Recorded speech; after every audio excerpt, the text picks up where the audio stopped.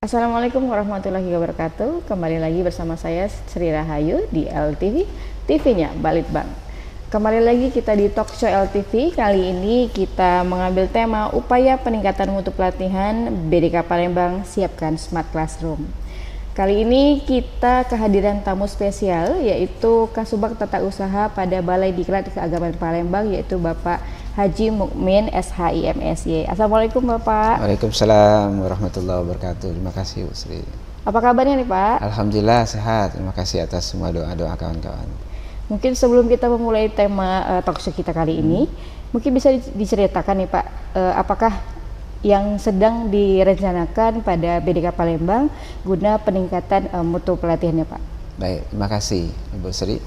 Alhamdulillah Balai Diklat Keagamaan Palembang di bawah pimpinan Bapak Dr. Haji Saifuddin Latif SAGMSI terus melakukan inovasi, terus melakukan update diri untuk meningkatkan mutu pelatihan. Dan alhamdulillah juga kita tahun kemarin mendapatkan nilai penjaminan mutu yang lumayan baik dengan skor yaitu untuk pendidikan yaitu 97,13 dan untuk keagamaan 98,46 dengan kategori sangat bermutu. Dan tahun ini juga kita mendapatkan sertifikat ISO 9001-2015 terkait dengan manajemen penjaminan mutu tentang pelatihan tenaga teknis pendidikan, tenaga teknis keagamaan dan tenaga administrasi. Luar biasa, BDK Palembang sangat mementingkan peningkatan mutu pelatihan seperti itu ya Pak. Dan untuk peningkatan mutu tersebut, apakah ada program khusus yang sedang direncanakan atau sedang berproses di BDK Palembang Pak? Baik, terima kasih Bu Sri.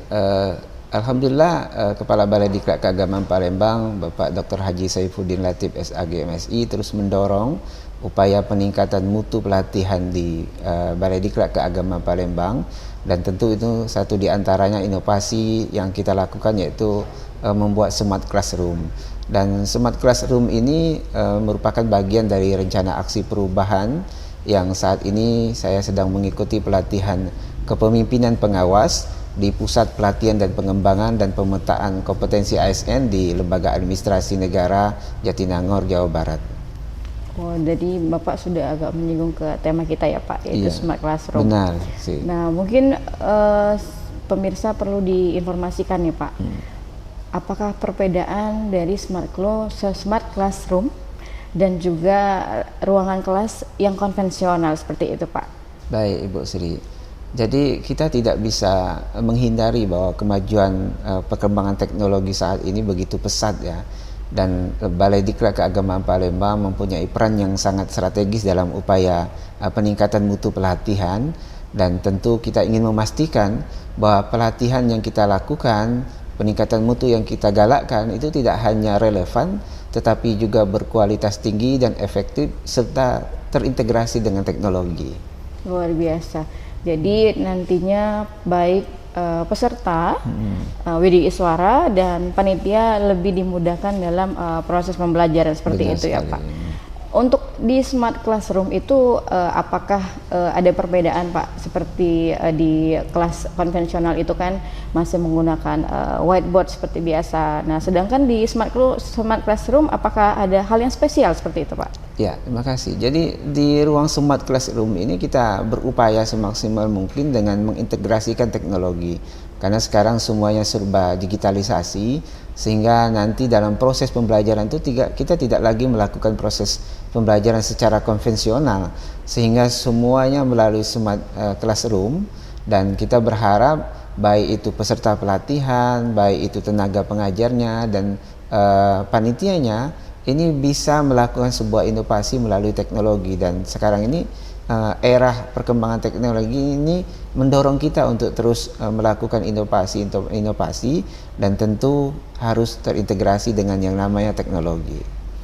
Untuk terintegrasi teknologi nih Pak, Ya. tadi kan sudah disampaikan ada perbedaan di mana Smart Classroom dan konvensional seperti itu ya Pak.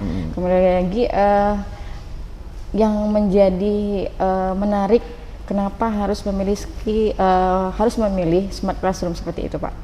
Ya, baik. Tentu Smart Class ini didesain sebaik mungkin sehingga proses pelatihan itu bisa membuat peserta itu nyaman.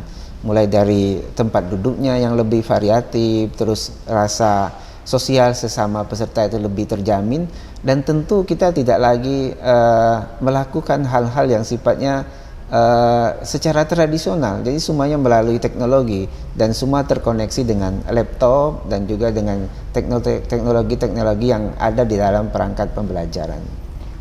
Bagaimana dengan penyusunan yang di kelas, Pak? Apakah dari misalnya dari tempat duduk, apakah tetap sama seperti kelas konvensional atau seperti apa, Pak? Ya, kita ada beberapa inovasi ya. Tentu Smart Classroom ini kita berupaya membuat supaya proses pembelajaran atau proses pelatihan itu dibuat senyaman mungkin, sehingga interaksi antara tenaga pengajar dengan peserta itu bisa terjalin lebih baik, dan tentu sosialitas antara sesama peserta itu tidak ada perbedaan antara golongan yang lebih tinggi dan golongan yang lebih rendah, sehingga suasana proses pelatihan dalam Smart Classroom ini diharapkan nanti bisa membuat pembelajaran itu tidak jenuh dan peserta merasa lebih nyaman, sehingga semua kompetensi yang kita harapkan dari hasil pelaksanaan pelatihan ini bisa tercapai. Baik, jadi untuk pelaksanaan pelatihan dengan menggunakan Smart Classroom itu ibaratnya itu agak lebih santai daripada kelas konvensional ya, Pak ya? Iya, benar. Biasanya dengan tempat duduk yang sudah diatur, benar. dan kondisi yang sama, tempat duduknya seperti itu ya, Pak ya? Iya, benar. Seperti itu. Nah, untuk di BDK Palembang nih, Pak, tentunya kan sudah menggunakan pelatihan jarak jauh seperti itu ya, Pak ya? Kalau dari aspek seperti itu, apakah masih perlu, Pak, dengan adanya Smart Classroom? Iya, benar. Jadi adanya Smart Classroom ini bukan berarti kita menghilangkan pelatihan-pelatihan yang sifatnya konvensional.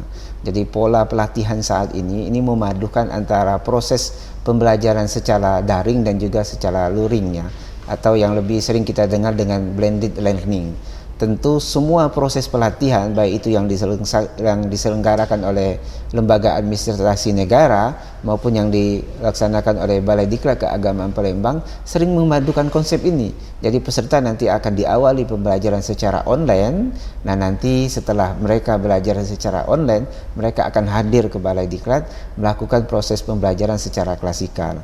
Makanya di era saat ini antara perkembangan teknologi dengan kemajuan zaman itu tidak bisa kita hindari, sehingga yang namanya blended learning itu dalam proses pelatihan itu tetap kita laksanakan. Baik, betul sekali, Pak. Jadi untuk pelatihan jarak jauh masih bisa dalam hal terutama penggunaan pola blended ya, Pak ya. Ya, benar. Jadi ada online dan ada tatap mukanya seperti Benar, itu ya, Pak. Dan yang ingin kami tanyakan itu, Pak, untuk dari sisi pengguna nih, Pak, yaitu pengguna itu ada dua, yaitu widewiswara dan peserta. Kira-kira manfaat yang dapat diambil dengan adanya Smart Classroom ini apa, Pak? Ya, baik. Smart Classroom ini sebenarnya satu di antara terjemahan dari program prioritas Kementerian Agama tentang transformasi digital. Tentu melalui Smart Classroom ini, para pegawai ASN Kementerian Agama, baik itu widewiswaranya maupun itu panitianya, ini melakukan upaya dengan adanya beberapa penghematan-penghematan ya, terutama penggunaan kertas ya.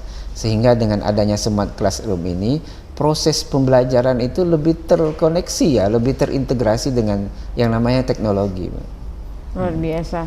Berarti dengan adanya penggunaan Classroom ini tidak hanya bagi Balai Diklat Keagamaan Palembang itu lebih menghemat dalam hal penggunaan kertas ataupun whiteboard, itu kan biasanya perlu spidol ya, Pak ya. Iya, benar sekali. Jadi efek dari spidol itu tidak berdampak ke peserta, dan juga peserta dan widewiswara lebih paham dalam penggunaan teknologi yang sedang berkembang ya, Pak. Baik, luar biasa. Ini Pak, pertanyaan kita yang terakhir nih. Kan sekarang sedang berlangsung untuk pembuatan Smart Classroom nih, Pak. Iya. Nah, menurut Bapak, misalnya nanti sudah terlaksana, apakah nanti akan ada penambahan kembali Smart Classroom, ataukah nanti akan ada upaya lainnya dari BDK Palembang dalam upaya peningkatan mutu pelatihan, Pak? Baik, terima kasih Bu Sri.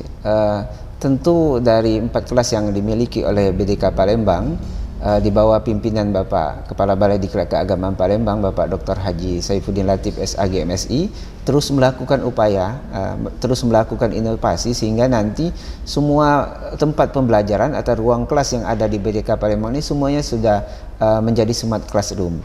Dan perlu kami sampaikan Ibu Sri bahwa smart classroom ini yang ada di BDK Palembang ini adalah satu-satunya smart classroom yang pertama yang dimiliki oleh Balai Diklat Keagamaan se-Indonesia. Jadi kalau boleh mengatakan kita ini yang pertama, yang awalnya diawali oleh Pusdiklat, setelah itu Balai Diklat. Jadi dari 14 Balai Diklat se-Indonesia, Balai Diklat Keagamaan Palembang termasuk Balai Diklat yang pertama yang mempunyai smart classroom. Dan tentu ini hasil dan dorongan tentu komitmen serta inovasi yang dilakukan oleh pimpinan kita Bapak Dr. Haji Saifuddin Latif SAG MSI. Luar biasa, jadi BDK Palembang terus berinovasi ya Pak ya. Selain dengan adanya LTV, juga untuk peningkatan mutu pelatihan, maka dihadirkan smart classroom seperti itu ya Pak ya. Baiklah Bapak, jadi kita ini sudah membahas luar biasa banyak sekali ya Pak ya mengenai classroom yang pada BDK Palembang.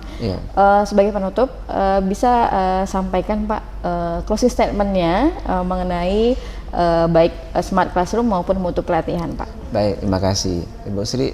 Sesuai dengan tupoksi dan regulasi yang ada bahwa Balai Diklat Keagamaan Palembang ini mempunyai tupoksi untuk meningkatkan kompetensi pegawai di lingkungan Kementerian Agama, dan satu di antaranya yaitu melalui pendidikan dan pelatihan. Tentu kita berharap dengan kemajuan teknologi yang semakin pesat, perkembangan teknologi yang kita hadapi saat ini dan di era digitalisasi saat ini, kita ingin menghadirkan sebuah proses pelatihan yang terintegrasi dengan teknologi, dan kita ingin memastikan bahwa pelatihan yang kita selenggarakan itu tidak hanya relevan tetapi juga berkualitas tinggi dan efektif. Luar biasa. Berakhirnya closing statement tadi, maka berakhir pula di Pak Topsi kita. Makasih. Semoga nanti kita dipertemukan dengan tema yang berbeda ya Pak, dan juga bisa menginformasikan kepada pemirsa kemajuan dari BDK Palembang. Baik, terima kasih. Baik, terima kasih Pak. Ya, terima kasih Bu Sri. Baiklah pemirsa LTV sekalian, demikianlah talkshow kita kali ini. Saya Sri Rahayu dan tim LTV mengucapkan terima kasih. Sampai jumpa lagi. Wassalamualaikum warahmatullahi wabarakatuh. LTV, TV-nya valid Pak.